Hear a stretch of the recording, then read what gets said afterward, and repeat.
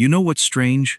Some men seem to spend their entire 20s and even their 30s feeling like they're running a race they never trained for. They look around and see old classmates buying bigger houses, friends announcing promotions, people celebrating businesses they built, perfect family photos, perfect careers, perfect lives. And quietly, they begin asking themselves a question they almost never say out loud. Why does everyone else seem to know where they're going? Except me. From the outside, these men don't look like failures. They have jobs. They pay their bills. They take care of the people who depend on them. Life keeps moving. So do they. But inside, there's a quiet feeling that they somehow missed the moment everyone else figured life out. Every birthday starts feeling heavier. Every social gathering becomes another reminder that somebody else seems further ahead. Someone bought another house. Someone became a director. Someone sold a company. Someone retired early. And without realizing it, they slowly begin measuring their entire life against other people's highlight reels. That feeling isn't exactly jealousy. It isn't bitterness either. It's something much quieter. A feeling that whispers, maybe I'm running out of time.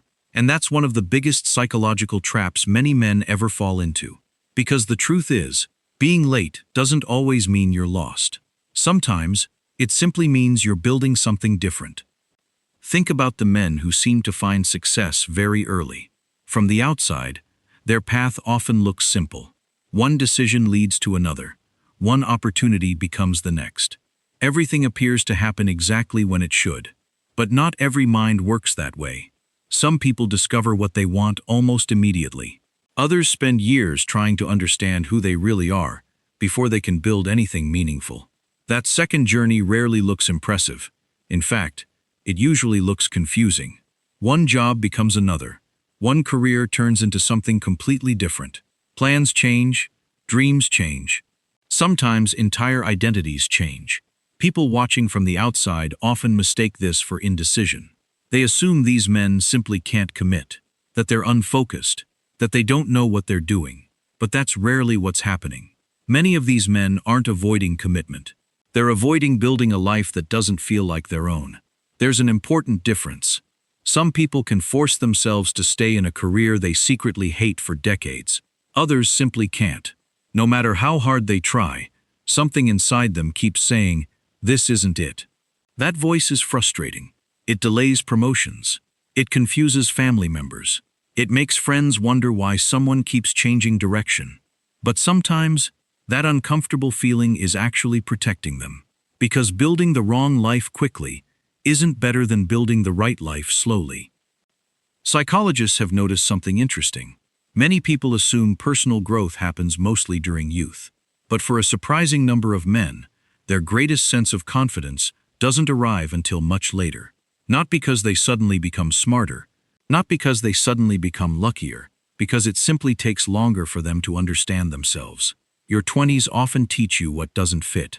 Your 30s teach you what matters. And only after enough wrong turns do some people finally recognize the road they were always meant to take.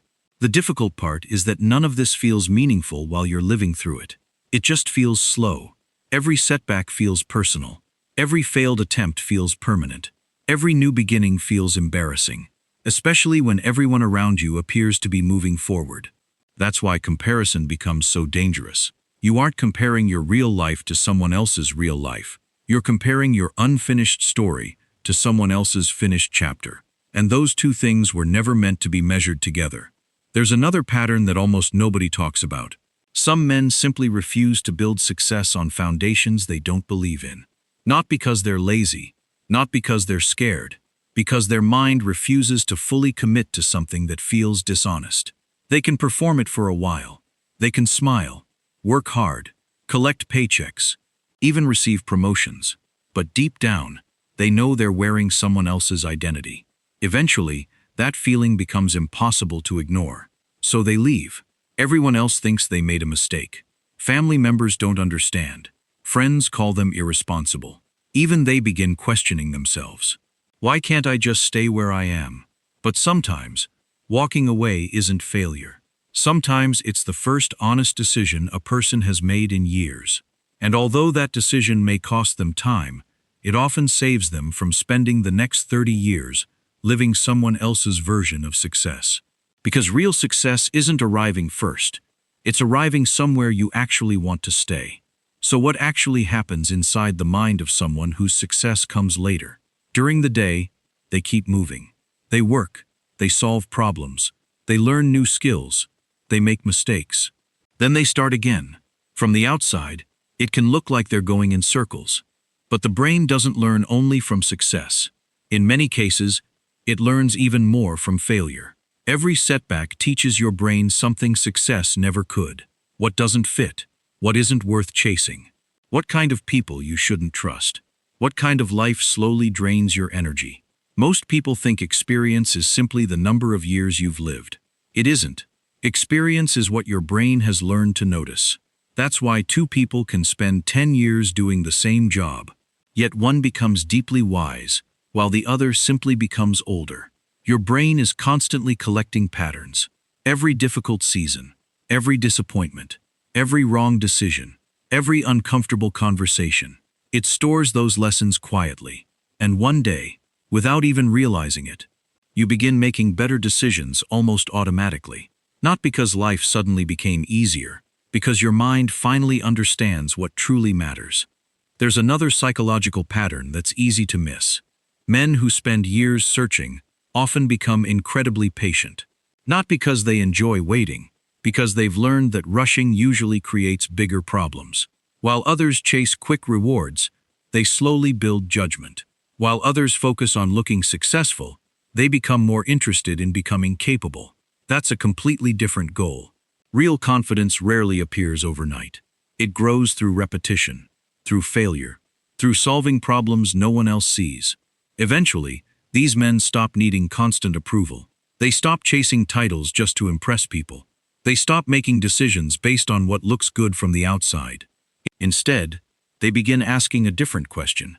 Does this actually fit the life I want? That question changes everything.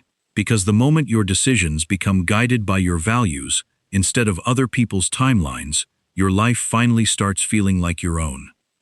But there is one danger, and it's a quiet one. Some men spend so many years comparing themselves to everyone else that even when success finally arrives, they can't enjoy it. Their mind stays trapped in the past. They keep replaying every year they believe they wasted, every opportunity they think they missed, every version of life they never lived. Eventually, their biggest enemy isn't failure. It's the story they've been telling themselves. I should have figured it out sooner. I lost too much time. Everyone else is ahead. But what if those years weren't empty? What if they were preparing you for something you couldn't have built any earlier? Think about a tree. The years when nothing seems to happen above the ground are often the years its roots are growing the deepest. No one celebrates that part. No one takes pictures of it. But without those invisible years, the tree couldn't survive the first storm. People are often the same. Some lives bloom early. Others grow roots first. Neither path is wrong. They're simply different. And perhaps that's the biggest misunderstanding about late success. People assume arriving later means arriving weaker. Psychology often suggests the opposite. When you've spent years rebuilding yourself, questioning your choices, starting over, and continuing anyway, you develop something that can't be rushed. Perspective. You stop trying to prove yourself to everyone. You become more interested in building something meaningful than something impressive. That shift changes the way you work, the way you love, the way you handle pressure, the way you respond to failure. Instead of asking, how quickly can I get there? You begin asking, will this still matter 10 years from now? That question creates a very different life. Because people who chase speed often reach places they never wanted to be. But people who chase meaning usually build something that lasts. If you've spent years feeling like you're behind, remember this. Being slower doesn't mean you're failing. Changing direction doesn't mean you're confused. Starting over doesn't erase everything you've learned. Every difficult season, every wrong path, every job that taught you what you didn't want, has been quietly shaping the person you're becoming. Those experiences weren't empty. They became part of your foundation. And foundations are almost always invisible. No one applauds them. No one posts them online. But every lasting life is built on one. So maybe your story was never supposed to look like everyone else's. Maybe your timeline isn't broken. Maybe it's simply your own. Because real success isn't reaching the finish line before everyone else. It's reaching a life that finally feels honest. A life you don't secretly wish you could escape. So if you still feel like you're building, while everyone else has already arrived, don't ask whether you're late. Ask whether you're building something real. Because people forget who arrived first. But they rarely forget the people who built something that lasted. And perhaps, the men who become successful later in life were never actually behind. They were simply building the kind of foundation that couldn't be rushed.